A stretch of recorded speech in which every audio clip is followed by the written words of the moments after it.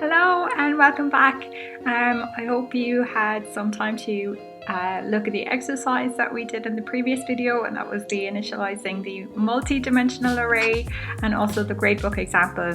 Just to point out that there's in Java Standard Edition 8 there is lambdas and streams, and you can use average, min, and count elegantly to go through the array instead of writing out the iteration statements. So it's a little bit different, but they're you can use them instead. But we'll get to that later, and that's in the other series that we'll do as well. And then if I just look at the init array here, we have the init array, and just to point out as well that Java does not support multi-dimensional arrays. So actually what it's creating is one-dimensional arrays but multiple times. And like these, we have nested array initializers. So we already had a look at array 1 and array 2, and array 1 has 1, 2, 3, and so each of these are rows and columns. So that's the first row is 1, 2, 3, the second row is 4, 5, 6, and then in array 2 we have 3 rows, and the columns are the second. So it's done with rows and columns, and that's your array creation expression. So I think we referred to that when we started looking at arrays. We had two things called array creation expression and array access expression. So with the multi-dimensional arrays, you can have, obviously here we've got the initializer list done, but you can also specify if you wanted to be specific about rows and columns. So if I write down here, no space, again no space, that's a force of habit, array 3 equals, and then if I wanted to use the new keyword, then we have new and the type, and here we have if we wanted to do a 3 by 4, so that's 3 rows by 4 columns. And it's also important to note that the new keyword occurs during execution time, not during compile time. So because it occurs during execution time and not during compile time, the elements of the multi-dimensional array then are initialized when the array object is created. So when we're looking at this, then we have our rows and columns here. If we always think rows come first and then columns, that's how we're going to traverse the array here. So we have our nested for loop, which is our traversing of or manipulation of the data, so of the exact same length, that's important, of the rows and columns.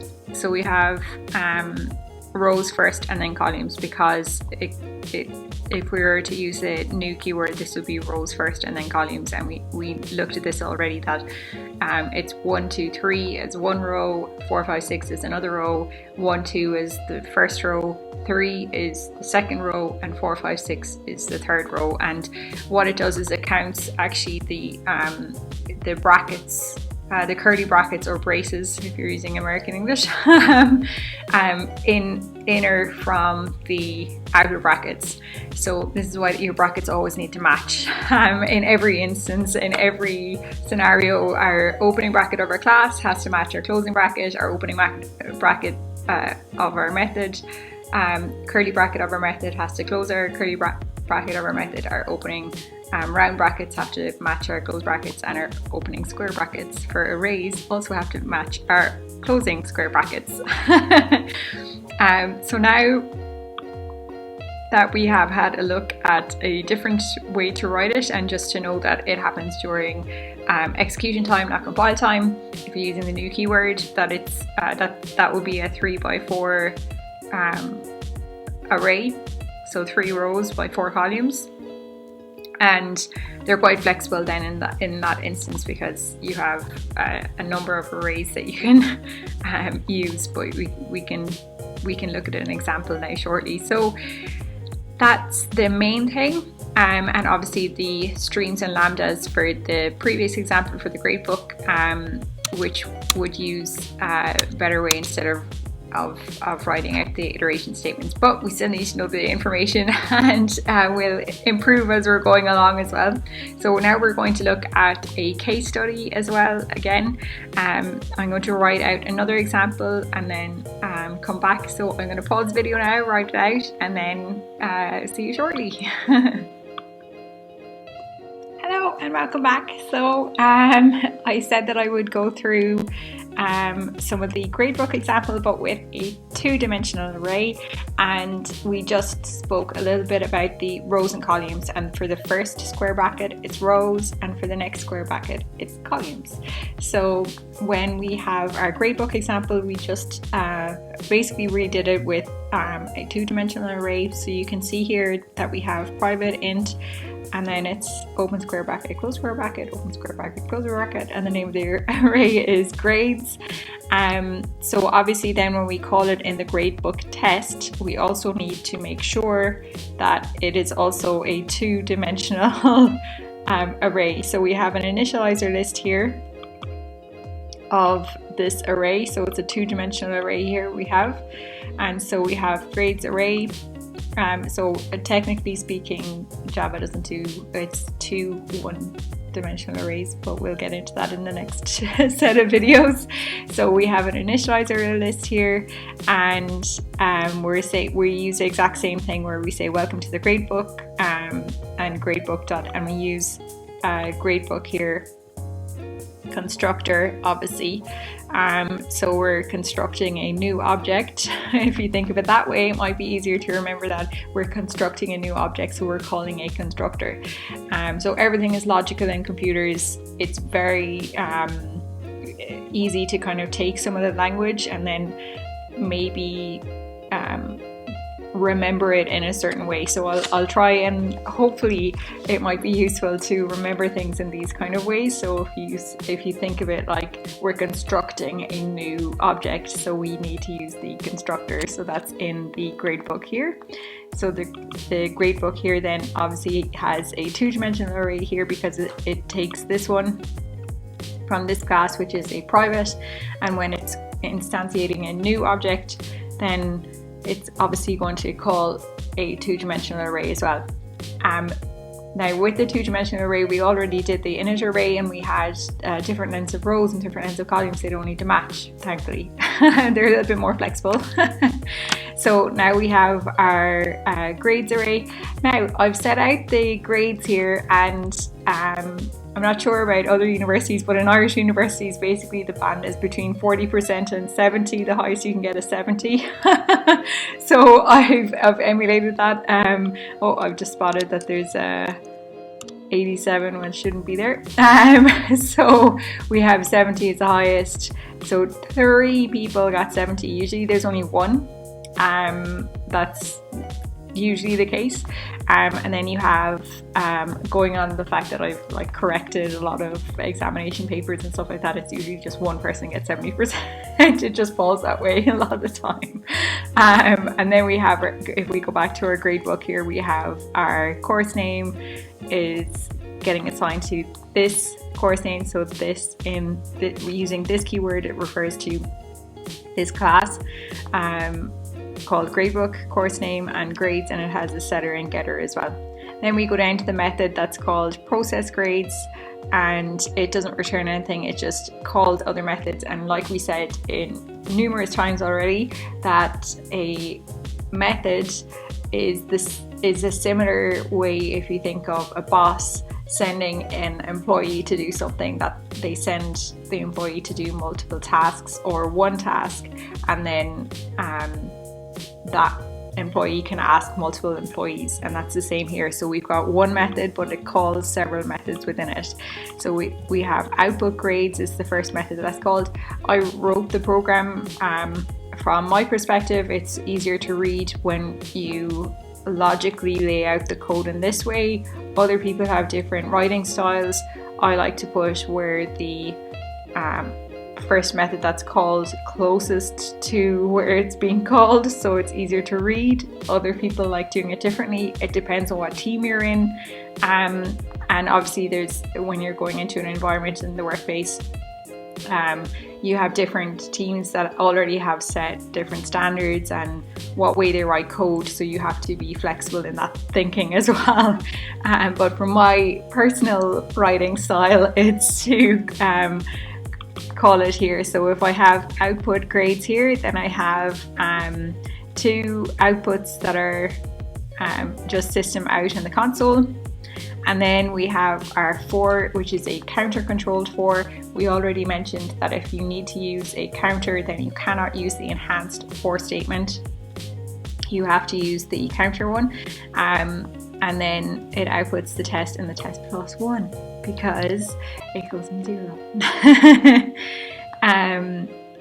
But it needs to be less than the length of it as well. And then we have our nested for, and this is very important because when you have a nested for, when you're using 2-dimensional arrays, the first for is usually for the rows and the next one is for the columns. And we have a traditional or regular, or whatever way you want to call it, so regular for counter controlled statement or loop.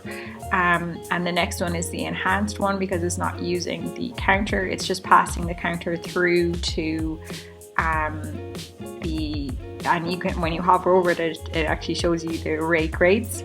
And then it basically assigns it to test, so which is great because it automatically does this. It's just easier to read as well. And then it has the double average and it calls the next method within this method. So it's when you highlight it here, you can see that it's passing through grades, which is the array in the gradebook test that I just showed you, with the grades going from 40 to 70. And then student being 0, between 0 and the length of the grades array, because we know from up here that it's within the for loop, so it's iterating through it. 0, 1, 2, 3, how many there are. And then it outputs the average here as well. So when I go down to get average, then we also have the grade here and set of grades, but we have to take in the definition. So in the definition, in the method signature, a lot of people call it as well. So in the signature, we have int, it's an array and then set of grades. But when you actually pass through and call from the caller, so the caller being now output grades, so we have our get average here, and the output grades is calling get average, saying please do this task, come back to me with the results. So it has your return address, it has the stack, it's the last in first out, and it pops or pushes on and pops off depending on your stack, and that's your stack, your last in first out data structure. So it has here grades and then student as the array that is passing through, and then when it passes it in here, and then it says int, it's a private variable, so this total is going to go away after it's finished with it. But it also has what we learned as well is a double. So we have our for enhanced for statement, which takes in our array as a set of grades array, and then assigns it to this variable. Then this is total equals total plus grade, and assigns it back to total, and then total is divided by a set of grades.length, cast to a double type because the return is a double. So you can, which we spoke about previously, you can, and the word isn't upgrade, but you can upgrade an int to a double, but you can't do it the other way around because of security, which we already spoke about in a very early video, which the security concerns that it truncates the integer, so, or the double if you're casting back to an integer, so it can't be done. That's not something that's good. So you have an integer, which is your whole number, and then you've got your double, which is your floating point, and then it like truncates it and it loses usually there's six floating point digits afterwards, unless you specify, which we do specify in this because the output looks way neater when it's specified. And then we have, if we go back up to so it returns then the point of control back to output grades, and then this then output grades, once that's finished, it returns back to system.outprintf. Lowest grade is, highest grade is, and it has two placeholders, or format modifiers you could call them as well. Percentage D, so we know that it's an integer. Highest new line for percentage N. Highest grade is percentage D, again integer, and two new lines. And there's the two methods that are called within the system out. So if we go to the get minimum first, which should be after get average because it's called afterwards. Great, so we have our grades. Two-dimensional array is assigned to an int, and they have to match as well, int obviously. And here we have our high grade and then our enhanced for again, which is going to be rows and then columns, and then we have an if statement if student grade is greater than high grade, and then what it returns at the end, so it passes back. And we have our definition of our method is public int because it's returning an int, and then it returns an int here, so that's why it's percentage D in our system out. And the same for get minimum, so which is it's pretty much the same, only the other way around. And then we have our output chart, which is going to be called, when the point of control returns back, output chart, which is similar to what we've already done with our grade distribution, and we've just added in our nested for again for our rows, and then our columns, and we have our rows, and then our frequency length, and then our stars as well, and our new lines. So if we run that, then you can see, ta-da! So welcome to the GradeBook for welcome to Learn Computers with Ali, Java Programming. The grades are test 1, test 2, test 3, average. Maybe we can put this above this to format it. Student 1 to 9. Lowest grade is 21. Oh, someone scored 21. That happens. And highest grade is 70 because you can't get higher. And then grade distribution between, two people scored between 20 and 29, and then majority scored here, not as many here. And then usually there's a curve, it just happens that way. A lot of the time it happens that way, but it depends on where you're going. So we're going to finish up there. We're coming towards the end of this series of videos, so I will do one more. It's going to be a little bit longer than the others, just to finish up this topic, and then we're going to move on to another set of series of videos. So I hope you join me for the next one. Please give me feedback to learncomputerswithali@gmail.com, and obviously I'd like to hear from you and your feedback on the 50 or so videos that I've got up so far, between the beginners and this as well. And please subscribe to my channel, and I'll hope to put up more as I'm going along, and I hope you enjoy them. Okay, I love making them, so thanks very much for watching. See you soon.